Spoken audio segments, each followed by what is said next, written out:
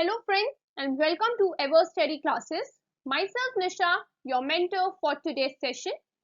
Guys, आज जो topic हम डिस्कस करने वाले हैं under the series of concept building for PGT commerce is double entry system, its advantages and disadvantages. So without wasting much time, let's get started.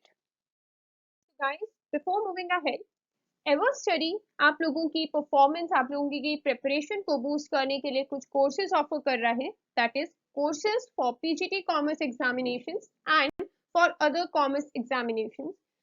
आप इन सारे courses की details directly हमारी वेबसाइट पर जाकर चेक कर सकते हैं. So guys, will directly start with the topic that is double entry system. Double entry system में बेसिकली क्या होता है कि कोई भी बिजनेस की ट्रांजैक्शन को अगर हम अपनी बुक्स ऑफ अकाउंट्स में रिकॉर्ड करते हैं तो हर ट्रांजैक्शन के डबल इम्पैक्ट होंगे अगर आप ध्यान से देखते हो तो. फॉर एग्जाम्पल यहाँ पे देखिए, mister X purchase some office furniture for ₹1500, right. अब फर्नीचर को परचेज किया है 1500 में, तो जनरल एंट्री आप क्या पास करते हो अपनी बुक्स ऑफ अकाउंट्स में, that is furniture account debit to cash account. Means एक अकाउंट डेबिट हो रहा है और दूसरा अकाउंट क्रेडिट हो रहा है, मतलब एक ही ट्रांजैक्शन के डबल इम्पैक्ट शो किए जा रहे हैं. इसको हम क्या बोल सकते हैं, इसको हम ये बोल सकते हैं कि जो हमारी डबल एंट्री सिस्टम है वो डुअल एस्पेक्ट को फॉलो करती है, राइट. एंड दैट स्टेट्स कि every transaction has a debit as well as a credit balance, right. जो ये टॉपिक, जो ये सिस्टम हमें दिया था, वो किसने दिया था, वो ल्यूका पेसोली ने दिया था, जिसे हम फादर ऑफ अकाउंट्स के नाम से भी जानते हैं, राइट. सो गाइस, एक बार ये चेक कर लेते हैं कि जो डबल एंट्री सिस्टम हम लोग प्रिपेयर करते हैं, एक अकाउंटेंट प्रिपेयर करता है, वो क्यों करता है, उसके रीजंस क्या है. सबसे पहला रीजन होता है रिकॉर्डिंग मेथड. मतलब हमारे पास दो ऑप्शन होते हैं कि हम single entry book keeping choose करें या तो double entry book keeping choose करें. अगर कोई अकाउंटेंट सिंगल एंट्री चूज करता है तो उस केस के अंदर वो स्पेसिफिक सिर्फ वन साइडेड पिक्चर ही शो कर पाता है, जबकि डबल एंट्री में हम दो अकाउंट्स ओपन कर रहे हैं, डेबिट क्रेडिट दोनों इफेक्ट हो रहा है, तो दोनों इफेक्ट दिख रहे हैं डबल एंट्री के according. Next, error detection.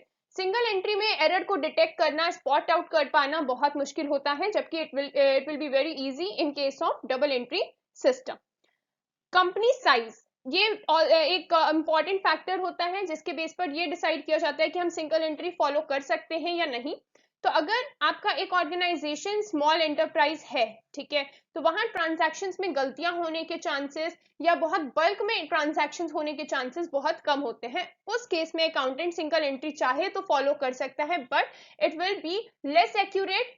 Accuracy maintain करने के लिए सिंगल एंट्री कभी फॉलो नहीं किया जाता. इस वजह से आप अगर स्मॉल एंटरप्राइज है या लार्ज एंटरप्राइज है, always prefer double entry system. But for large enterprises it must be double entry system, वो सिंगल एंट्री फॉलो कर ही नहीं सकते हैं.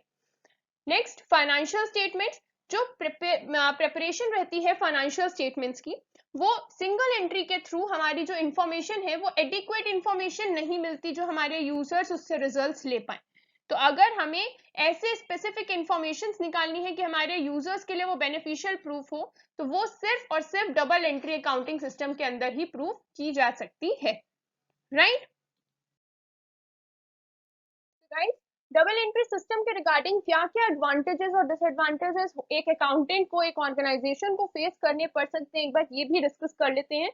एडवांटेजेस की अगर हम बात करते हैं तो डबल एंट्री सिस्टम जो है वो डुअल एस्पेक्ट को, डुअल कंसेप्ट को फॉलो करता है. इसी वजह से यहाँ एक एरर्स की जो प्रॉब्लम होती है, जो एरर डिटेक्शन नहीं किए जा सकते हैं सिंगल एंट्री सिस्टम में, वो यहाँ बहुत इजीली पकड़ में आ जाएंगे एक अच्छे अकाउंटेंट, एक एक्सपर्ट अकाउंटेंट की नजरों में कि क्या गलत, क्या गड़बड़े हुई हैं. बिकॉज यहाँ क्यों पकड़ में बहुत इजीली आएगा, यहाँ हम दो अकाउंट्स प्रिपेयर कर रहे हैं, डेबिट और क्रेडिट. और डबल एंट्री के अंदर ये मस्ट होता है कि हमारा जो डेबिट अकाउंट है वो क्रेडिट के बैलेंस से हमेशा मैच करना चाहिए.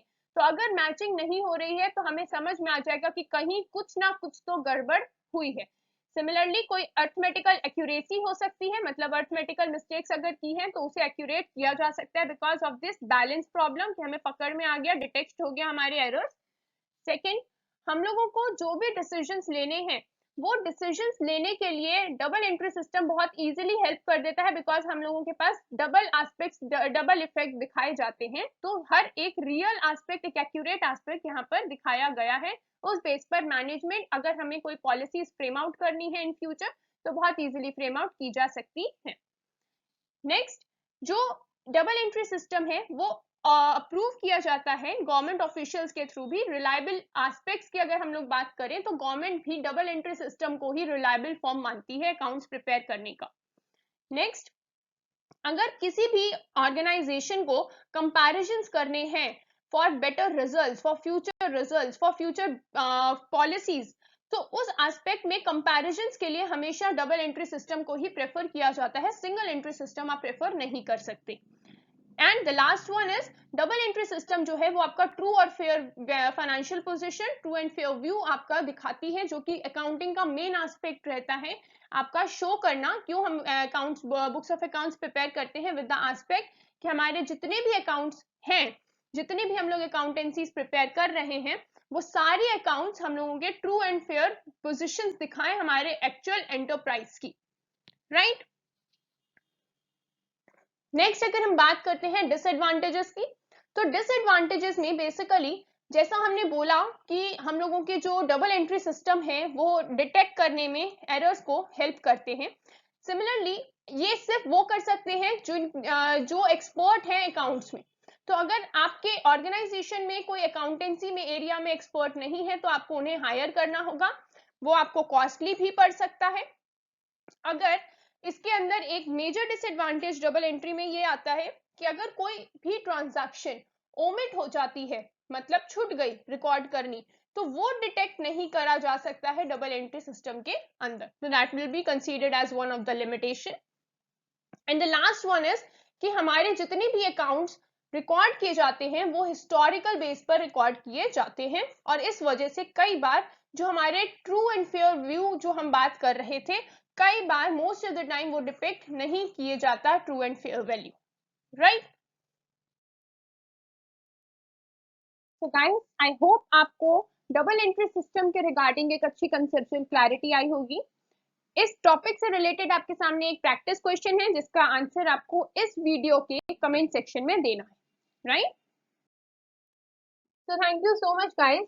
अगर आपको हमारी ये वीडियो पसंद आई है तो इसे लाइक करें, हमारे चैनल को सब्सक्राइब करें और अपने फ्रेंड्स के साथ इस वीडियो को शेयर करें। ऑल्सो अगर आपके पास कोई सब्जेक्ट रिलेटेड क्वेरी है तो आप हमारे ईमेल के थ्रू या हमारे टेलीग्राम ग्रुप के थ्रू हमें कांटेक्ट कर सकते हैं।